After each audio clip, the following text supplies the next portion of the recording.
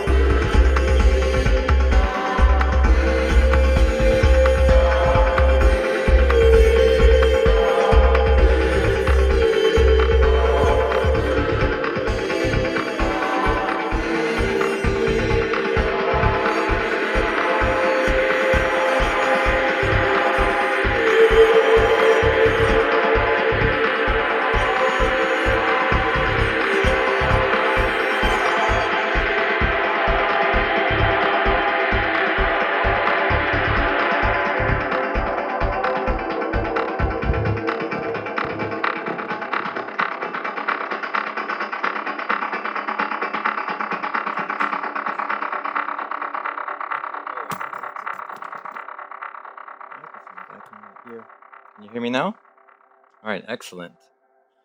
Good evening. Thank you. My name is Hatim Belyamani. I'm a musician and a remix artist. And what I just did right now is I improvised a remix entirely derived from videos shot by myself and my team of traditional musicians from around the world. What you witness is really the way that I strive to relate to the world. And I'm going to tell you about this nonprofit organization that I call Remix Culture, which I built to enable that. 8 years ago, I kind of hit a wall. I was making electronic music using samples from musicians that I had no connection with, but I really desired to lead a life where human connection and exchange were at the center. So I started by digging deeper into my roots. I returned to Morocco and traveled to remote parts of the country, and I started meeting and exchanging with traditional musicians. And these experiences that I had really kind of fundamentally changed the way that I understood our shared humanity. It changed it from this sort of intellectual, abstract concept that I was very passionate about, but it really turned it into something that's a living, palpable practice.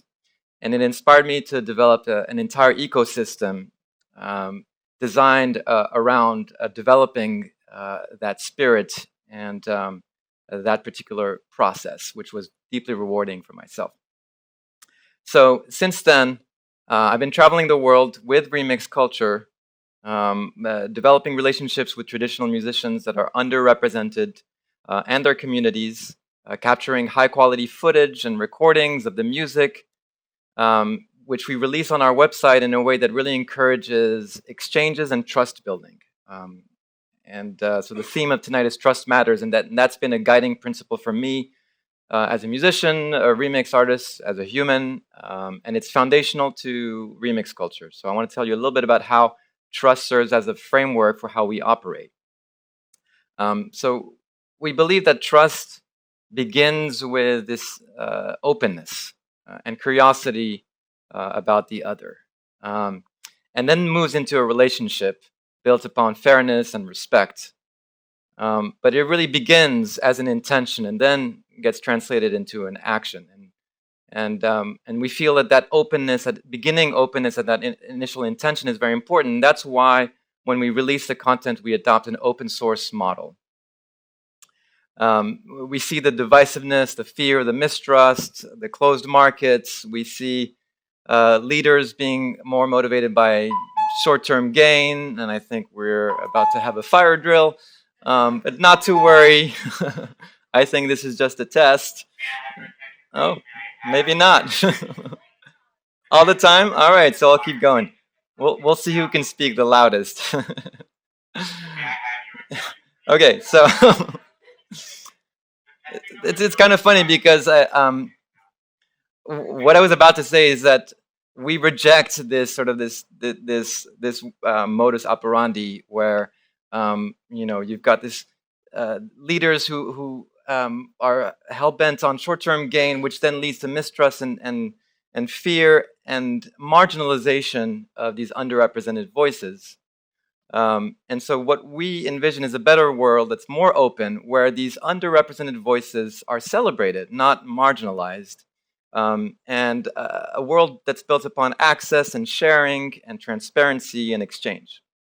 So the audiovisual content that we produce, we release for free online with Creative Commons licenses to make it as open and accessible as possible so that anyone around the world can learn about cultures that they're not familiar with. And that's a first step to building trust. And then they can begin to interact with and enter into a relationship or relationships with the content and the creators. And that's where the remix in remix culture comes in, because not only do we release albums and videos, but we also spend a lot of time, and actually one of my team members who has spent the most time working on this is sitting right there, and I'm very grateful to him. I spend a lot of time creating these very highly specialized audio and video fragments that are designed to make it easy for someone who's not familiar with this kind of music to understand it and also to start to create a remix out of it.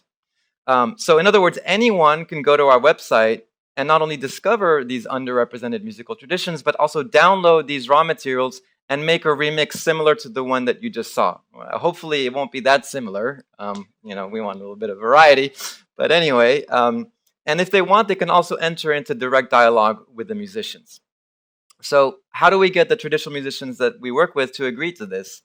Well, first we build a partnership. It's a long-term partnership. It's not just like we come in and we do this work and we're done. We just release it. No, it's a lifelong partnership that is built on trust and mutual respect.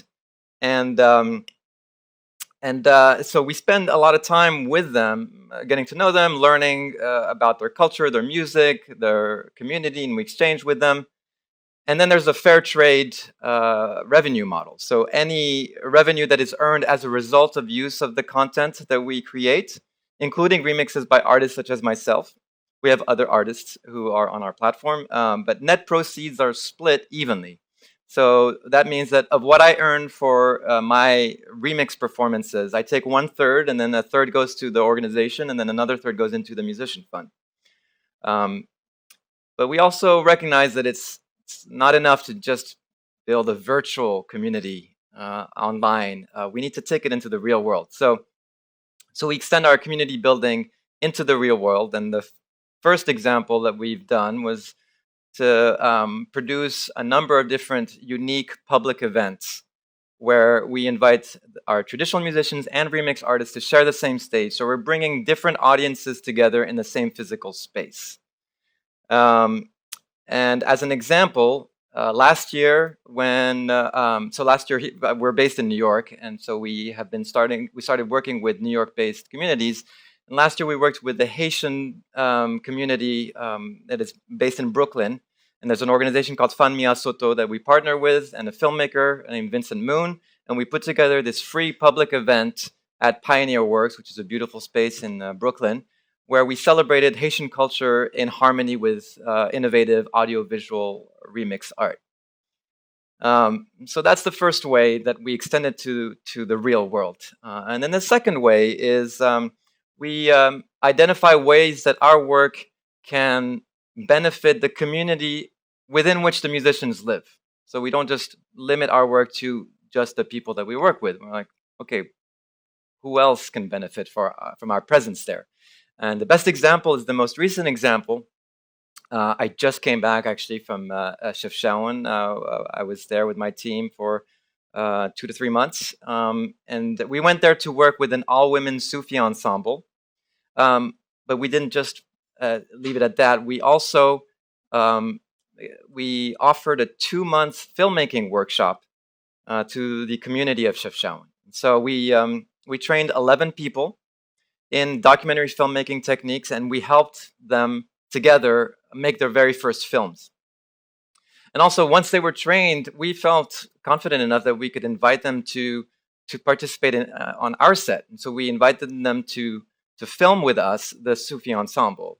And that revealed to me a new dimension of trust in our work. When the students told me, I just can't believe that you trusted us to not only just use the gear and operate your cameras, but also with the creative decision making.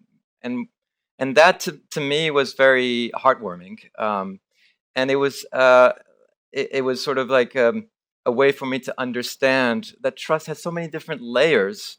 And for them to say that was the greatest gift was a little bit surprising, but in the end, not that surprising. Because that's the thing about trust building is you never know what you're going to get, but it's always going to be a beautiful surprise. And so at the end of the 2 months, the students had collectively produced 8 short films.